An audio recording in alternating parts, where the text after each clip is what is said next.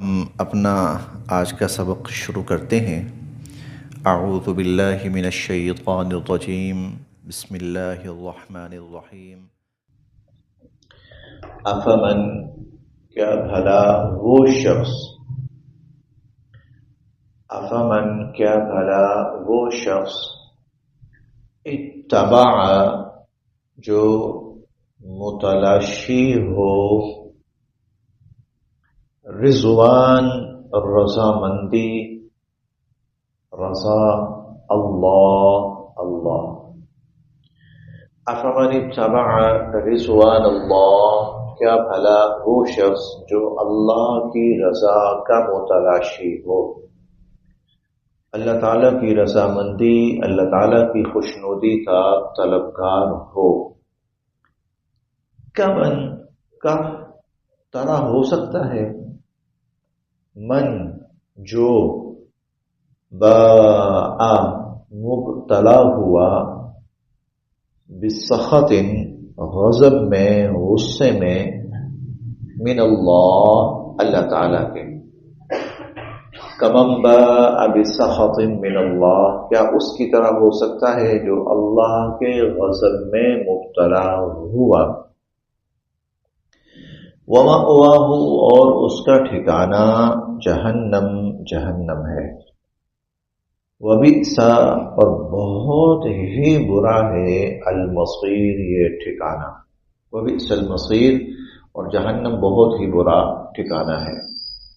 افمن اتبع رضوان اللہ، کیا وہ شخص جو اللہ کی رضا کا طلبگار ہے اور متلاشی ہے، کمن باء بسخط من اللہ، اس شخص کی طرح ہو سکتا ہے جو اللہ کے غضب میں مبتلا ہو چکا، ومأواہ جہنم اور اس کا ٹھکانہ جہنم ہے، وبئس المصیر اور جہنم تو بہت ہی برا ٹھکانہ ہے۔ اس آیت کا تعلق پچھلی آیت سے ہے۔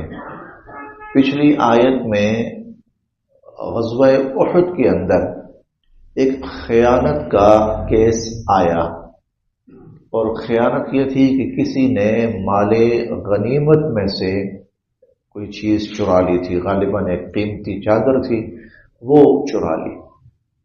تو کسی نے یہ کہا کہ حضور صلی اللہ علیہ وسلم نے لے لی ہوگی، تو اللہ رب العزت نے اس پر بڑا ہی سخت وعیدی انداز اختیار فرمایا، پچھلی آیت میں بھی اور اس آیت میں بھی۔ پچھلی آیت میں فرمایا تھا کہ نبی تو ممکن ہی نہیں ہے کہ وہ خیانت کر سکے، نبی تو خیانت کر سکتا ہی نہیں ہے، بلکہ جو بھی خیانت کرے گا تو وہ اپنی خیانت کی ہوئی چیز، ہتھیائی ہوئی چیز قیامت والے دن لے کے آئے گا، اور پھر ہر شخص کو وہاں اپنے اپنے کیے کا بدلہ دیا جائے گا۔ اب یہاں اللہ تعالیٰ نبی اور خائن ان دونوں کا ایک بڑا عجیب کمپیریزن کر رہے ہیں۔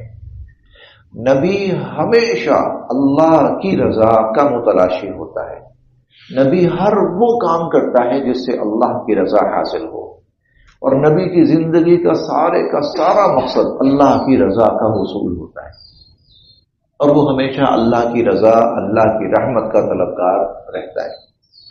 چنانچہ حضور علیہ الصلوۃ والسلام کی بہت ساری احادیث مبارکہ، میں تو اللہ کا شکر گزار بندہ کرنا چاہتا ہوں، میں تو اللہ کی رحمت کا امیدوار ہوں، میں تو اللہ کی رحمت کا امیدوار ہوں، طلبگار ہوں، آرزو مند ہوں، خواہش مند ہوں، نبی کی شان یہ ہوتی ہے۔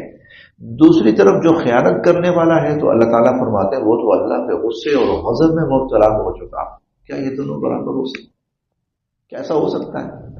ایک وہ شخص جو ہمیشہ جو اللہ کے غضب میں مبتلا ہو چکا، کیا اس کو کمپیئر کیا جائے نبی کے ساتھ؟ نبی کی شان تو یہ ہے کہ وہ ہمیشہ اللہ کی رضا کے طلبگار رہتے ہیں۔ اسی لیے انبیاء علیہ السلام کوئی قدم نہیں اٹھاتے از خود سے۔ بہت دفعہ ہم نے پڑھا ہے، از خود سے انبیاء قدم نہیں اٹھاتے، وہ انتظار کرتے ہیں اللہ کا حکم کیا آتا ہے، اللہ کی رضا کس طرف ہے، اور جس طرف اللہ کی رضا آنی ہوتی ہے نبی کا رجحان خود بخود اس طرف چل پڑتا ہے۔ دیکھیں حضور علیہ الصلوۃ والسلام کو اللہ رب العزت نے نبوت عطا فرمائی. نبوت 40 سال کی عمر میں عطا ہوئی. 40 سال کی عمر سے پہلے ہی حضور علیہ الصلوۃ والسلام غاروں میں جا کر ٹھہرنا شروع ہو گئے. تدبر، تفکر، عبادت، ریاضت، خود بخود نبی کا رجحان اس طرف چل پڑا. اللہ کی طرف سے کچھ عنایت ہونے والی ہے، اس کے لیے نبی اپنے آپ کو ایک طرح سے خود بخود تیار کر رہے ہیں. اور آگے آپ چلیں مختلف مواقع پر اللہ تعالیٰ نے قبلہ طے کرنا تھا، بیت المقدس کو نکال کر بیت اللہ کو متعین کرنا تھا قبلہ. تو حضور علیہ الصلوۃ والسلام کا چہرہ بار بار اٹھ رہا ہے. اب حکم آتا ہے کہ تب حکم آتا ہے. قد نرى تقلب وجهك في السماء، ہم دیکھ رہے ہیں کہ آپ کا چہرہ بار بار آسمان کی طرف اٹھ رہا ہے. تو جس طرف اللہ کی رحمت آنی ہوتی ہے، اللہ کا حکم اور اللہ کی رضا ہونی ہوتی ہے، نبی کا رجحان خود بخود اسی طرف چلا جاتا ہے. اور جب تک نہیں ہوتا نبی اللہ کے حکم کا منتظر رہتا ہے. بہت سارے واقعات دیکھ لیجئے. جب اس کو مقام ابراہیم کو طواف کے جو دو نوافل ہیں ان کا حکم آیا نا کہ طواف کے نوافل یہاں ادا کریں، تو حضرت عمر رضی اللہ عنہ نے خواہش ظاہر کی کہ اللہ کے نبی میرا دل کرتا ہے کہ میں یہاں نماز پڑھوں، سامنے مقام ابراہیم ہو اور پیچھے کعبہ ہو، میں یہاں نماز پڑھوں. آپ نے فرمایا اللہ کی طرف سے مجھے حکم نہیں، میں نہیں کر سکتا. تو جب نہیں حکم تو ابھی تک پھر نبی خود قدم نہیں اٹھائیں گے. ہوتا نا نہیں کوئی بات نہیں، خیر ہے کر لو، نہیں، وہاں سیدھا دو لفظ سے اللہ کی طرف سے حکم نہیں آیا. 28ویں پارے میں ہم پڑھیں گے وہ عورت آئی، میرے خامن نے مجھے طلاق دے دی. حالانکہ طلاق کے الفاظ نہیں کہے، اس نے زہار کے الفاظ کہے. تو وہ کہہ رہی ہے کہ اللہ کے نبی میں بوڑھی عورت ہوں، اس نے مجھے طلاق بھی نہیں دی، تو میں کہاں جاؤں گی گھر بار چھوڑ کر. تو آپ نے فرمایا کہ بھائی میرے پاس اللہ کی طرف سے ابھی مزید کوئی وحی نہیں ہے، میں کچھ نہیں کہہ سکتا، میں آپ کو کوئی حکم نہیں دے سکتا کہ آپ یہ کر لیں یا وہ کر لیں. اور جب تک حکم نہیں آتا تب تک پچھلا حکم چل رہا ہے، وہی چلے گا، اس کے مطابق آپ کو طلاق ہو گئی ہے. اب وہ کہہ رہی اچھا، وہ عورت کہہ رہی اچھا ویسے تو صبح شام وحی آتی ہے اور میری باری آئی تو کوئی وحی نہیں آ رہی، اب کوئی فرشتہ نہیں آ رہا. تو قد سمع اللہ قول التی تجادلک فی زوجہا، اللہ نے سن لی اس عورت کی بات جو آپ سے. تو نبی کا جو مقام ہے نا وہ ایک عجیب ہے. جس طرف اللہ کی رضا آنی ہوتی ہے نبی کا رجحان خود بخود اس طرف چل پڑتا ہے. اور دوسری طرف یہ بھی ہے کہ جب تک اللہ کی طرف سے کوئی واضح حکم نہیں آتا نبی اپنی طرف سے کوئی فیصلہ نہیں کرتا، وہ منتظر رہتا ہے. بلکہ ایک بڑی عجیب بات ہے اس حوالے سے کہ جب آپ نے ہجرت فرمائی اور آپ مکہ سے مدینہ تشریف لے گئے تو اس وقت حضور علیہ الصلوۃ والسلام کے لیے متعین کوئی گھر نہیں تھا کہ یہ آپ کا گھر ہے، آپ یہاں پہ آئیں گے. اب ہر صحابی یہ چاہتا تھا کہ اللہ کے نبی میرے گھر تشریف لے آئیں تو مجھے یہ اعزاز حاصل ہو جائے. تو اس پر نا تھوڑی سی قریش جو بڑے چند لوگ تھے ان میں ہلکی سی کشمکش سی بھی تھی. تو حضور علیہ الصلوۃ والسلام نے فرمایا کہ میری اونٹنے کی مہار چھوڑ دو، وہاں جملہ ہے فَإِنَّهَا مَأْمُورَةٌ مِّنَ اللَّهِ، اس کو بھی اللہ کی طرف سے حکم مل چکا ہے کہ اس نے کہاں اور کس جگہ جا کر اس نے ٹھہرنا ہے. چنانچہ حضرت ابو ایوب انصاری رضی اللہ تعالیٰ عنہ کا جو مکان تھا تو وہاں جا کر وہ ٹھہر گئی. تو اللہ کی طرف سے اس کو بھی حکم ہے فَإِنَّهَا مَأْمُورَةٌ مِّنَ اللَّهِ، وہ بھی اللہ کی طرف سے مأمور ہے، اس کو بھی حکم مل چکا ہے اللہ کی طرف سے. تو أَفَمَنِ اتَّبَعَ رِضْوَانَ اللَّهِ، اس لیے نبی کی طرف کسی برائی کی نسبت نہیں ہو سکتی، کبھی بھی نہیں ہو سکتی. نبی کی طرف کبھی بھی کسی برائی کی نسبت نہیں ہو سکتی. یہ اسلام کا ایک واضح عصمت انبیاء کا عقیدہ ہے. البتہ جو بقیہ مذاہب ہیں اس حوالے سے انہوں نے بڑی غلطی کی ہے اور انہوں نے انبیاء علیہ السلام کے ساتھ بہت سے نازیبہ واقعات منسوب کیے ہیں بلا وجہ کے. حضرت لوط علیہ السلام کی طرف، حضرت ابراہیم علیہ السلام کی طرف، حضرت سلیمان علیہ السلام کی طرف، حضرت داؤد علیہ السلام کی طرف اور بہت سارے انبیاء علیہ السلام کی طرف بہت ہی نازیبہ باتیں اور واقعات منسوب کیے ہیں جو قطعاً انبیاء علیہ السلام ان سے مستثنا ہے اور بری.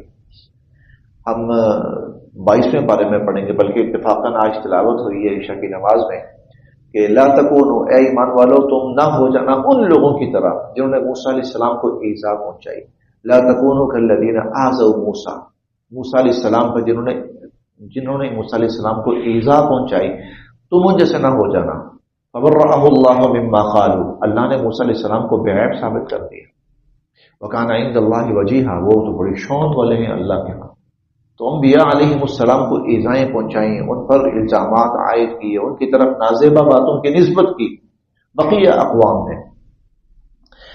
تو اللہ تعالیٰ یہاں پر نبی کا ایک عجیب مقام بیان فرما رہے ہیں. افمن اتبع رضوان اللہ، نبی تو ہر وقت اللہ کی رضا کا متلاشی ہوتا ہے اور ہر اس کام کی طرف اس کی رغبت ہوتی ہے جس میں اللہ کی رضا ہوتی ہے. کم باء بسخط من اللہ، کیا نبی اتنی شان والا اس شخص کی طرح ہو سکتا ہے جو اللہ کے غضب میں مبتلا ہو چکا. ومأواہ جہنم، اور اس کا ٹھکانہ جہنم ہے. وبئس المصیر، اور جہنم بہت بری جگہ ہے. ہم، ان سب کے درجات، اپنے اپنے پھر درجے ہوں گے عند اللہ، اللہ کے ہاں. ہم درجات عند اللہ، ان سب کے اللہ کے ہاں اپنے اپنے درجے ہوں گے. واللہ، اور اللہ تعالی بصیر، دیکھ رہے ہیں بما یعملون، جو کچھ لوگ کر رہے ہیں. اور جو کچھ لوگ کر رہے ہیں اللہ تعالی بخوبی دیکھ رہے ہیں. لقد، یقینا، منا، احسان فرمایا اللہ تعالی نے. لقد من اللہ، یقیناً اللہ تعالی نے احسان فرمایا علی المؤمنین، ایمان والوں پر، مؤمنین پر احسان فرمایا. اذ، جب، بعث، مبعوث فرمایا، بھیجا، فیہم، ان میں، رسولا، ایک عظیم الشان رسول. لقد من اللہ علی المؤمنین، اللہ تعالیٰ نے ایمان والوں پر بڑا احسان فرمایا. اذ بعث فیہم رسولا، جب اللہ تعالیٰ نے ان میں ایک عظیم الشان رسول مبعوث فرمائے، بھیجے. من انفسہم، انہی میں سے، من انفسہم، انہی کی جانوں میں سے، انہی میں سے. یتلو، جو تلاوت کرتے ہیں، علیہم، ان پر، ایمان والوں پر، آیات ہی، اللہ کی آیات. یتلو علیہم آیات ہی، جو ان پر اللہ کی آیات تلاوت کرتے ہیں. وَيُزَكِّيهِمْ، اور ان کا تزکیہ کرتے ہیں. وَيُعَلِّمُهُمْ، اور ان کو تعلیم دیتے ہیں. الکتاب، کتاب کی، والحکمہ، اور حکمت کی. وَإِن، اور اگرچہ، کانو، تھے یہ لوگ، من قبل، اس سے پہلے، لفی ضلال مبین، کھلی گمراہی کے اندر. اگرچہ اس سے پہلے یہ لوگ کھلی گمراہی کے اندر مبتلا تھے، یا بہت بڑی گمراہی کے اندر مبتلا تھے. تو اللہ رب العزت نے حضور علیہ السلام کو مبعوث فرما کر اس گمراہی سے نکالا، اس گمراہی سے نجات دی. یہ آیت قرآن کریم میں کئی جگہوں پر آئی ہے. اس سے پہلے 2 جگہوں پر ہم یہ آیت تقریباً پڑھ چکے ہیں. ایک سورہ، بلکہ دونوں سورہ البقرہ میں آئی ہیں، ایک پہلے پارے میں اور ایک دوسرے پارے میں. لیکن یہاں پر تھوڑا سا اضافہ ہے، اور وہ یہ کہ اللہ نے احسان فرمایا ایمان والوں پر. اب یہ جملہ اس ضمن میں اضافی ہے کہ پیچھے غزوہ احد گزرا ہے، اور اس میں مسلمانوں کی وجہ سے حضور علیہ السلام کی ذات کو تکلیف پہنچی، گو نادانستہ تھی.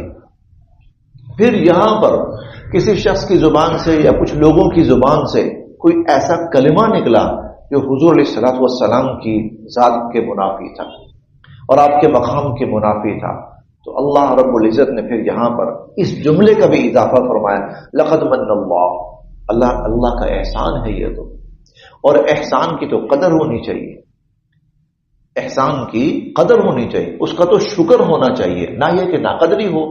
تو اللہ تعالیٰ نے احسان فرمایا ایمان والوں پر. اذ بعث فیہم رسولا، جب ان میں اللہ تعالیٰ نے ایک بہت عظیم الشان رسول مبعوث فرمائے.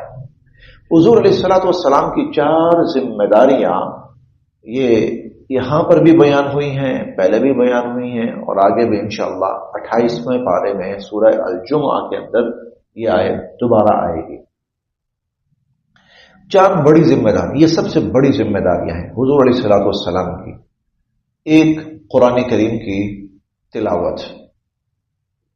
تلاوت کا مطلب ہوتا ہے الفاظ کی ادائیگی.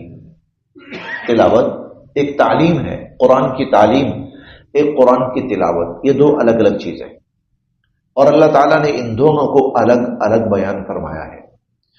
تلاوت قرآن کا مطلب ہے قرآن پاک پڑھنا، اس کے الفاظ کو پڑھنا.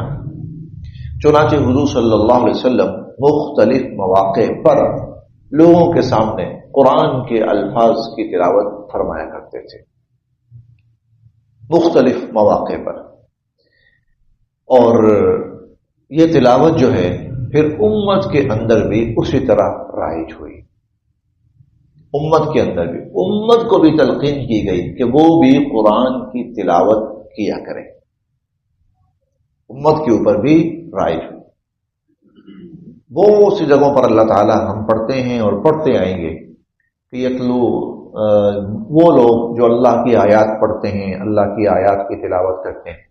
تلاوت صرف الفاظ کے پڑھنے کا نام ہے، الفاظ کی ادائیگی کا نام ہے.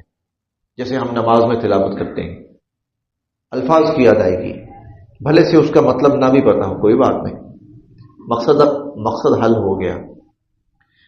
مقصد حل ہو گیا. سورہ بقرہ کی روزانہ تلاوت کرو. اگر کسی کو مفہوم نہیں بھی بتا تو حضور علیہ الصلوۃ والسلام جو بات کہہ رہے ہیں اس کا مقصد حل ہو گیا. سورہ آل عمران کی روزانہ تلاوت کرو. اگر اس کا مطلب نہیں بھی پتا تو حضور علیہ الصلوۃ والسلام کے فرمان کا مقصد جو ہے وہ حل ہو گیا. محض تلاوت، یہ قرآن کریم کا اعزاز ہے کہ اس کی محض تلاوت وہ بھی بہت مفید ہے، بہت کارآمد ہے. ہر نماز کے بعد آیت الکرسی پڑھی جائے، بے شک کسی کو اس کا مطلب نہیں بھی آتا، کوئی بات نہیں، بتلانے کا جو، کہنے کا جو مطلب، مقصد ہے وہ حل ہو گیا. محض تلاوت، وہاں تلاوت ہے کہ پڑھی جائے، بس سمجھنا نہیں ہے، مفہوم نہیں ہے، خلاصہ نہیں ہے. بے شک وہ ایک الگ چیز ہے، وہ ضروری ہے، اپنی جگہ ضروری ہے، یہ اپنی جگہ ضروری ہے. یہ میں اس لیے بار بار کہہ رہا ہوں کہ کچھ لوگ کہتے ہیں جی کیا فائدہ ہے جی ایسے ہی پڑھنے کا، طوطے کی طرح رٹ لینا یا بغیر سمجھے پڑھتے رہنا. بالکل فائدہ ہے. نہ فائدہ ہوتا تو اللہ حضور کی ذمہ داری نہ لگاتے. اتل ما اوحی الیک من الکتاب، جو کتاب آپ پر وحی کی گئی ہے نا، آپ اس کی تلاوت کریں. اب حضور علیہ الصلوۃ والسلام نمازوں میں لمبی لمبی تلاوتیں فرماتے تھے، تو بھائی وہاں کون سا کوئی لوگوں کو سمجھانا مقصود ہے؟ کون سے لوگ ہیں؟ کوئی بھی نہیں، وہاں کوئی لوگ نہیں ہے. آپ اکیلے نہیں. تہجد کی نماز ہے، آپ پڑھ رہے ہیں اور 2 صورتیں اور 3 بڑی صورتیں پڑھ لی ہیں، اکیلے ہیں آپ. محض قرآن کی تلاوت کہ جس کے اندر مفہوم کا کوئی پتہ نہ ہو، وہ اپنی جگہ مفید اور اپنی جگہ کارآمد ہے. اسی لیے کئی جگہوں پر قرآن کریم کی تلاوت کا بہت بڑا ثواب حضور علیہ الصلوۃ والسلام نے بیان فرمایا. اگر آپ اس جگہ ترجمہ پڑھ لیں، آپ کو مطلب پتہ چل گیا، تو وہ ثواب نہیں ملے گا جو الفاظ کے پڑھنے پر ہے. کیونکہ وہ جو ترجمہ وغیرہ ہے نا، وہ ہماری اپنی زبان ہے، اللہ کی زبان نہیں ہے. قرآن اللہ کی زبان ہے. تو پہلا یتلو علیہم آیاتہ، کہ لوگوں پر اللہ کی آیات کی تلاوت ہو. دوسرا ویزکیہم، لوگوں کا تزکیہ کریں. حضور علیہ الصلوۃ والسلام لوگوں کا تزکیہ کریں. تزکیہ، اس کے بارے میں کافی تفصیل سے بات ہو چکی ہے کہ انسان جب پیدا ہوتا ہے تو وہ خامیوں کا مجموعہ ہے. بہت ساری خامیاں انسان کے اندر، حرص ہے، ہوس ہے. اور ہم قرآن کریم میں کئی جگہ پڑھتے ہیں، بار بار پڑھیں گے، وَتُحِبُّونَ الْمَالَ حُبًّا جَمًّا، مال کی محبت میں اندھے ہو جاتے ہو تم. اور وَإِنَّهُ لِحُبِّ الْخَيْرِ لَشَدِيدٌ، یہ جو انسان ہے نا، یہ مال کی محبت میں بہت پاگل ہے. زُيِّنَ لِلنَّاسِ حُبُّ الشَّهَوَاتِ مِنَ النِّسَاءِ وَالْبَنِينَ، یہ جو چیزیں ہیں نا، ان کے پیچھے لوگ پاگل ہو جاتے ہیں، لوگ ان کے پیچھے پاگل ہو جاتے ہیں۔ اب حرص ہے، ہوس ہے، شہوت ہے، غصہ ہے، بے صبری ہے، جلد بازی ہے، لالچ ہے، یہ سب چیزیں انسان کے اندر ہیں، پیدائشی طور پر ہیں انسان کے اندر۔ تو اللہ رب العزت نے تزکیہ اتارا۔ تزکیہ کیا کرے گا؟ تزکیہ کیا ہے کہ یہ جو بری عادات ہیں انسان کے اندر سے، ان کو نکالا جائے اور نکال کر ان کی جگہ اچھی عادات انسان کے اندر پیدا کی جائے۔ یہ تزکیہ کہ رذائل سے اس کو پاک کیا جائے اور خصائل سے اس کو متصف کیا جائے۔ رذائل گندی عادات، بری عادات، حسد، کینہ، غضب، نفرت، دنیا کی محبت، مال کی محبت، عورتوں کی ہوس، خواہش، یہ سب انسان کو ان سے رذائل سے پاک کیا جائے اور صفات سے مزین کیا جائے کہ اس کے اندر اخلاص ہو، ایثار ہو، صبر ہو، انفاق ہو، اس کے اندر حیا ہو، اس کے اندر اپنی ذات کے اوپر ضبط، کنٹرول ہو اس کے اندر۔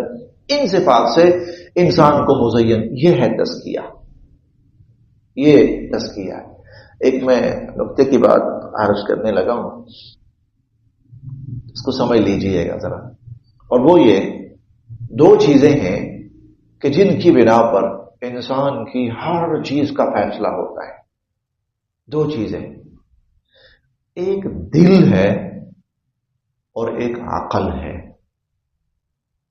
دل اور عقل، یہ دو چیزیں ہیں، ان کی بنا پر انسان جو بھی قدم اٹھاتا ہے، جو بھی فیصلے کرتا ہے، جو بھی راستہ اختیار کرتا ہے، یہ دو چیزیں، یا دل ہے یا عقل ہے۔ عقل کی اصلاح کے لیے اللہ نے علم اتارا ہے، عقل کی اصلاح کے لیے اللہ نے علم اتارا ہے۔ علم عقل کی اصلاح کرتا ہے، اور دل کی اصلاح کے لیے اللہ نے تزکیہ اتارا ہے۔ اللہ نے تزکیہ، اس لیے یہاں پر دو ہی چیزیں ہیں، ایک قرآن ہے، تلاوت بھی ہو، مطلب بھی سمجھائیں، اور ایک تزکیہ ہے۔ تزکیہ انسان کے دل کی، اور انسان سے عمل کروانے والی چیز، عمل کروانے والی چیز عقل نہیں ہے۔ انسان عقل کی بنا پر عمل نہیں کرتا، عمل کروانے والی چیز دل ہے۔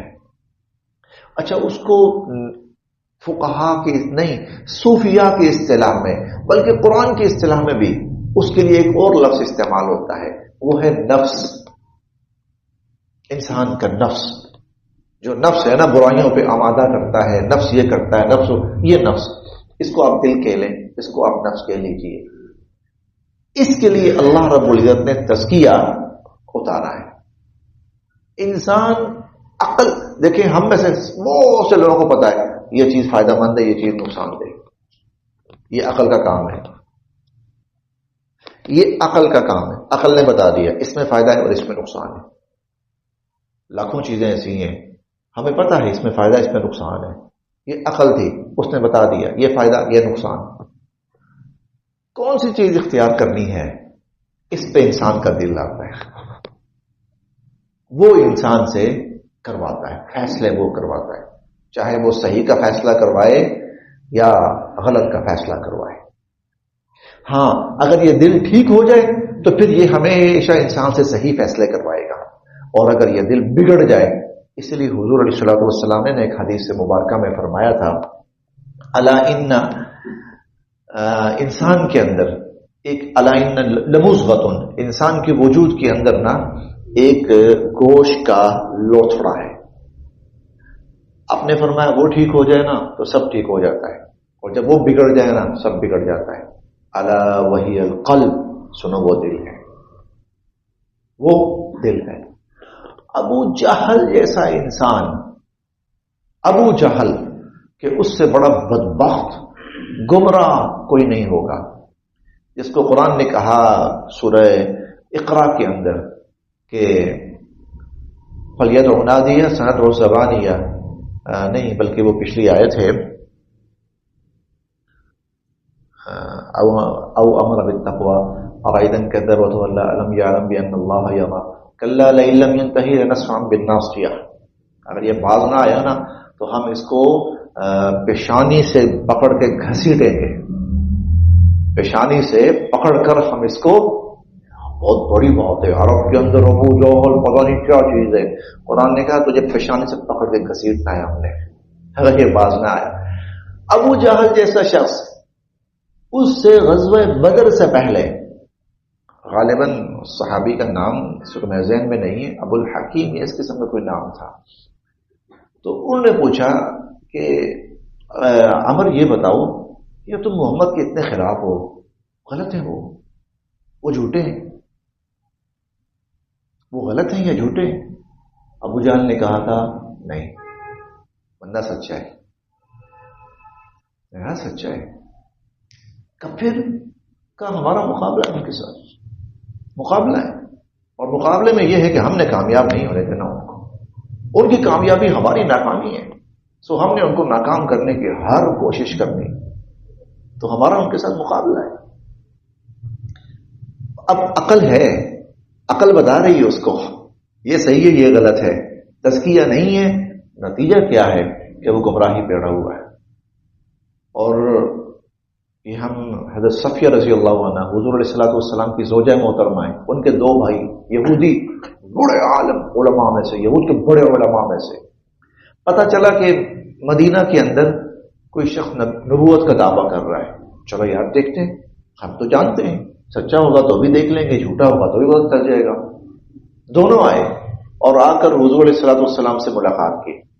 جب باہر نکلے نا ملاقات کر کے، تو جو چچا پوچھتا ہے ہاں بھائی بڑے بھائی تو بتائیے کیا اندازہ لگایا آپ نے؟ لگایا وہی نبی ہے جن کا ہماری کتابوں میں ذکر ہے، وہی ہے. کہنے لگا پھر کیا خیال، کیا پروگرام ہے؟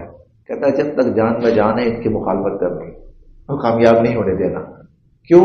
خاندانی تعصب، ایک دوسرے خاندان سے آ گئے، ہمارا خاندان سب سے برتر ہے، ہم ان کو نبی مانیں تو ہمیں اپنی برتری کا انکار کرنا پڑے گا، وہ ہم نہیں کر سکتے، وہ ہم نہیں کر سکتے. دیکھیے علم ہے، عقل کے لیے جو چیز چاہیے نا علم وہ ہے، تزکیہ نہیں ہے.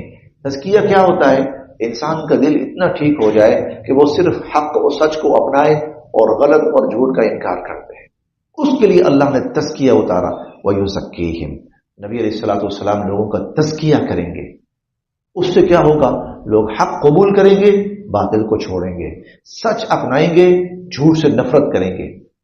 دیکھیں وہ صحابی جن کو حضور نے فرمایا تھا، جو حضور کے پاس آئے کہ اللہ کے نبی میرے بڑی برائیاں میرے اندر، میں چاہتا ہوں چھوڑ دوں، لیکن کوئی ایک کام ایسا بتائیں کہ سب چھوڑ جائے، ایک کام. آپ نے فرمایا اچھا ٹھیک ہے، جھوٹ نہیں بولنا، سچ بولنا. اب جس برائی کا خیال آئے، سوچے اگر حضور نے پوچھا کی تھی، اگر میں کہتا ہوں کی ہے تو یہ تو بڑی شرمندگی ہے، اس سزا بھی ملے نہیں. اور سچ بولنا ہے، جھوٹ نہیں بولنا، سچ بولنا ہے. تو اب کروں گا تو نقصان ہے، چلو یہ چھوڑ دیتا ہوں، پھر یہ چھوڑ دیتا ہوں، پھر یہ چھوڑ دیتا ہوں، یہ چھوڑ دیتا ہوں. جو بھی کروں گا تو پوچھیں گے تو میں اگر کہوں گا کہ ہاں کی ہے تو ہر طرح کا نقصان ہے. ایک سچ نے ان کو ہر برائی سے بچا لیا. یہ تزکیہ تھا، یہ تزکیہ تھا کہ حق کو اپنانا ہے اور برائی کو چھوڑنا ہے اور غلط کو چھوڑنا ہے. وَيُزَكِّيهِمْ، یہ نبی علیہ الصلوۃ والسلام تزکیہ کریں گے. یہ جو تصوف کا ایک اصطلاح مشہور ہوئی ہے نا، تصوف کی اصطلاح، اس میں کچھ لوگ کہتے ہیں اسلام کے اندر کوئی تصوف نہیں ہے، صوفیت کوئی نہیں ہے. دراصل یہ تزکیہ تھا، دراصل یہ تزکیہ تھا. تصوف اس سے تھا، کہتے تھے جو بندہ یہ تزکیہ کرتا ہے نا صوفی بن جاتا ہے. صوفی صفا سے تھا، صفا کا مطلب اس کا دل تمام گندگیوں سے پاک ہو گیا. صوفی کا مطلب یہ ہوتا تھا اس کا دل ان تمام گندگیوں سے پاک، صاف، صوفی صفا صاف ہو گیا. اسی سے وہ تصوف کا لفظ چلو کہیں سے کوئی اصطلاح کسی نے اپنا لی، لیکن بنیادی طور پر وہ تزکیہ تھا. چنانچہ یہ جو خانقاہیں تھیں جہاں لوگ جاتے تھے اور اللہ والے لوگوں کی تربیت کرتے تھے، بنیادی مقصد ان کا تزکیہ ہوتا تھا. بعد میں خرابیاں آ گئیں، بگاڑ آ گیا، بہت کچھ اس نام پر کچھ اور کام چل پڑے، لیکن بنیادی جو چیز تھی وہ تزکیہ تھا. کیونکہ یہ حضور علیہ الصلوۃ والسلام کی ذمہ داری، قرآن، علم اور تزکیہ، یہ دونوں حضور کی ذمہ داریاں تھیں. قرآن کا علم دیں اور تزکیہ کریں. علم عقل کو سیدھا راستہ دکھائے گا، تزکیہ دل کو ٹھیک کرے گا. تو پھر جو علم تھا اس کے لیے ادارے بنے، تعلیمی ادارے، اور جو تزکیہ تھا اس کے لیے خانقاہیں بنی، اور انسانوں کی بڑی اصلاح ہوئی، بہت انسانوں کی اصلاح ہوئی، بہت تزکیہ ہوا، بہت فائدہ ہوا. پھر اس کے بعد چونکہ بڑی اہم چیز تھی تو شیطان پھر اس کی مقابلے پہ اتر آیا، پھر مقابلے میں الٹی چیزیں شیطان لے آیا. لقد من اللہ، اللہ پاک نے بڑا احسان فرمایا، علی المؤمنین، ایمان والوں پر، اذ بعث فیہم رسولا، جب اللہ نے ان کے اندر ایک عظیم الشان رسول مبعوث فرمائے، یتلو علیہم آیاتہ، جو من انفسہم، انہی میں سے، یتلو علیہم آیاتہ، وہ اللہ کی آیات لوگوں کو پڑھ کر سناتے ہیں، ویزکیہم، اور ان کا تزکیہ کرتے ہیں، ویعلمہم الکتاب والحکمہ، اور ان کو کتاب کی تعلیم دیتے ہیں. اب تعلیم آ گئی. تعلیم کا مطلب کیا ہے؟ قرآن کی بہت ساری آیات ایسی ہیں جن کا مطلب بظاہر سمجھنے میں صحابہ کرام کو بھی اشتباہ ہوا. ان کا مطلب صحابہ کرام کچھ اور سمجھے. حضور علیہ الصلوۃ والسلام نے فرمایا نہیں، اللہ کے اس فرمان کا یہ مطلب ہے. اور پھر اس اللہ کے اس فرمان کے تحت حضور صلی اللہ علیہ وسلم نے فرمایا کہ یہ بھی چیز آتی ہے، اس میں یہ بھی چیز آتی ہے، یہ بھی چیز آتی ہے. مثال کے طور پر جب وہ سورہ الاعلیٰ نازل ہوئی نا، سبح اسم ربک الاعلیٰ، سبح اسم ربک الاعلیٰ، تو اپنے اس پروردگار کی پاکی بیان کیجیے جو سب سے برتر ہے. تو حضور علیہ الصلوۃ والسلام نے فرمایا کہ اپنی نمازوں کے اندر جب سجدوں میں جاؤ تو کہا کرو سبحان ربی الاعلیٰ. یہ ایک تعلیم کتاب تھی. اسی طرح جب وہ آیت نازل ہوئی فسبح باسم ربک العظیم، اپنے رب کی پاکی بیان کیجیے جو بہت عظمت والا ہے، آپ نے فرمایا جب رکوع میں جاؤ تو وہاں سبحان ربی العظیم پڑھا کرو. یتلو علیہم آیاتی، پھر قرآن کریم کی کئی آیات کے تحت حضور صلی اللہ علیہ وسلم نے صحابہ کرام کو بہت سے مسائل سمجھائے. قرآن کی اس آیت کے تحت یہ مسئلہ ہے، اس آیت کے تحت یہ مسئلہ ہے، اس آیت کے تحت یہ مسئلہ ہے. یہ ہے یتلو علیہم آیاتہ، یہ ہے ویعلمہم الکتاب، کتاب کی تعلیم. لیکن جب صحابہ کرام گئے ہیں نا، دنیا میں نکلے ہیں، تو انہوں نے دنیا کی ہر چیز بدل کر رکھ دی. جی اب اس بات کو سمجھیے گا، دنیا کی ہر چیز بدل کر رکھ دی. جغرافی بدل دیے، نقشے بدل دیے، زبانیں بدل دی. یہ بہت سارے جو ممالک عرب کہلاتے ہیں نا، اب یہ عرب نہیں تھے. یہ عرب ممالک، عرب ممالک تو نہیں ہے، عراق عرب ممالک میں تو نہیں آتا. یہ اس طرح اور یہ جو گلف کے جو گلف کنٹریز ہیں جو، یہ عرب ممالک میں تو نہیں آتی. لیکن کیا ہوا، صحابہ کرام وہاں گئے، پورا عربی کلچر جتنا بھی تھا جو عرب کا تھا، اور وہ سب کا سب زبان سمیت وہاں انہوں نے جا کر لوگوں کو دیا اور لوگوں نے لیا. اچھا یہ اتنا مکمل نظام کہاں سے لیا تھا؟ قرآن تھا ان کے پاس، اور حضور صلی اللہ علیہ وسلم نے قرآن کی آیات کے تحت پورا نظام ان کو دیا تھا. سیاست اور تجارت، معیشت، معاشرت، اخلاق، ہر نظام دیا تھا. تو حضور صلی اللہ علیہ وسلم نے قرآن کی آیات کے مفہوم سے ان کو سمجھائی یہ ساری چیزیں، یہ حلال ہے، یہ حرام ہے، یہ کرنا ہے، یہ نہیں کرنا، لباس ہے، زبان ہے، سونا ہے، اٹھنا ہے، بیٹھنا ہے، میل جول ہے، شادی بیاہ ہے، غم خوشی، ہر چیز حضور علیہ الصلوۃ والسلام نے باقاعدہ عملاً قرآن کی آیات سے تعلیم دی ان کو. پھر ان تعلیمات کو انہوں نے پوری دنیا کے اوپر لاگو کیا. اور ممالک 100% اسلامی بن گئے. وَيُعَلِّمُهُمُ الْكِتَابَ، اور حضور صلی اللہ علیہ وسلم ان کو کتاب کی تعلیم دیں گے. والحکمہ، اور حکمت کی تعلیم دیں گے. اور حکمت سے مراد حضور علیہ السلام کے فرامین مبارکہ. وَإِن كَانُوا، اور اگرچہ تھے، من قبل، اس سے پہلے، اگرچہ اس سے پہلے تھے لوگ، لفی ضلال مبین، بڑی گمراہی میں مبتلا. اگرچہ اس سے پہلے لوگ بہت بڑی گمراہی میں مبتلا تھے. بس یہاں تک.